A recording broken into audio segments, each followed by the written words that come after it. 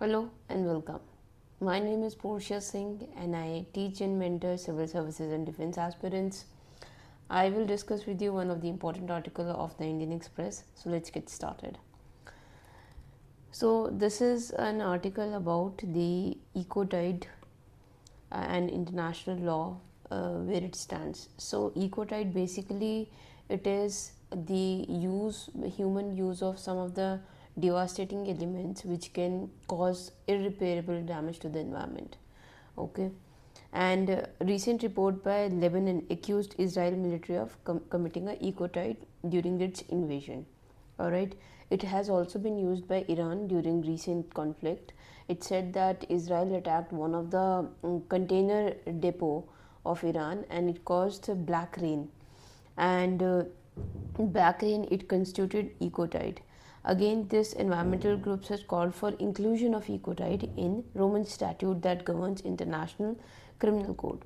So basically, there is a Rome statute, and through the Rome statute, the international criminal code is how is governed, and it determines its jurisdiction. All right.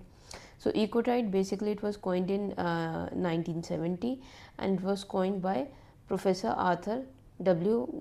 Galston. Okay, and he was the one who made this herbicide Agent Orange.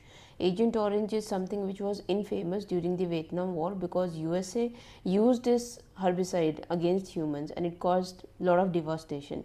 So whenever he termed, so Gladstone used massive long-term environmental devastation. Whichever element that caused massive devastation is known as an ecotide. All right. Then UN conference. Then in 1972 there was a United Nations conference of human environment in Stockholm, and in that Swedish Prime Minister Olof Palme she used the term ecotide, and in Vietnam where it was used, they codified it into a domestic law. Okay. After that, many other countries have also codified, Russia, France, Belgium, but it is still not included in the ICC that has a jurisdiction of criminal crimes in the world, International Criminal Court. All right. So how it is different from international law? So there are some international law where already such kind of devastation is included. So for example, in Rome Statute, which we have been reading, all right, Rome Statute recognizes 4 series of crimes, that is crimes of genocide, crimes against humanity, war crimes, and crimes of aggression. So these are the 4 crimes that is included in Roman Statute. And when it comes to devastation of environment, then it comes under war crimes. So it means, so whenever devastation, it is including only those kind of devastation which happened during the war times. It is not including a minor conflict, or it is not including a sudden act of natural devastation. So only during the war, if some of the countries attack each other with such kind of elements that destroy the nature, that comes into war crimes, and it is in the Rome Statute. Also there is a Geneva Convention, and it is basically mostly related to treatment of non-combatants. For example, if military personnel of any of the country is captured somewhere, then the country where they are captured and they are unarmed, the country cannot reprimand them or kill them.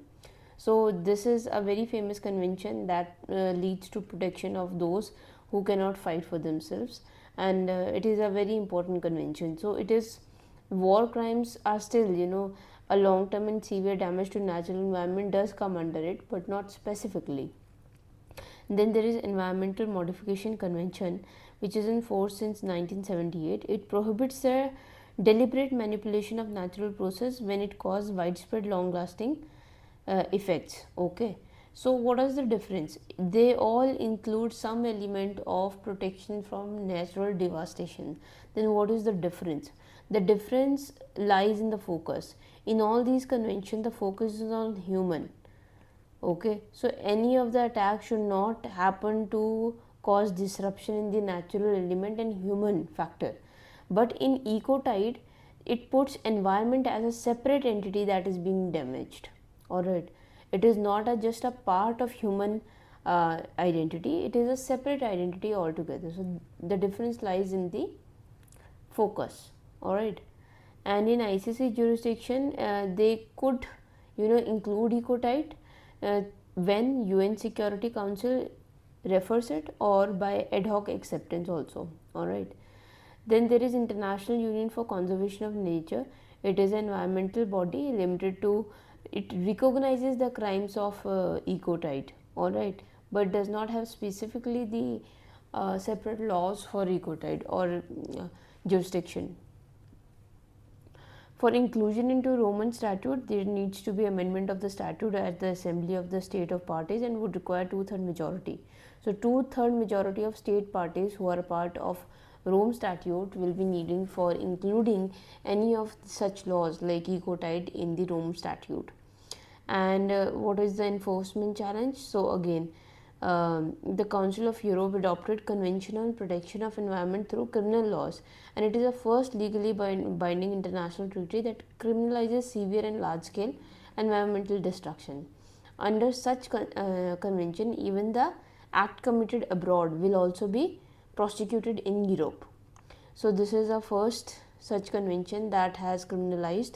Rest of the conventions are non-binding, so the effect of it is not as strong. Okay, so this convention basically it is a ray of hope, and it criminalizes such actions that are even happened during peacetime or happened outside Europe. All right. There is a universal criminal jurisdiction of crime against humanity. With this, there is a potential to bring actions in domestic criminal law irrespective of wherever the event happened. No direct persecution has ever been launched over environmental destruction ever caused in a war. So this is the very sad state of affair, and we know that environmental destruction is not as much treated as it should be, So this is an important article which tells us the scope of environmental destruction and also how to prevent it. Thank you for listening. Stay tuned.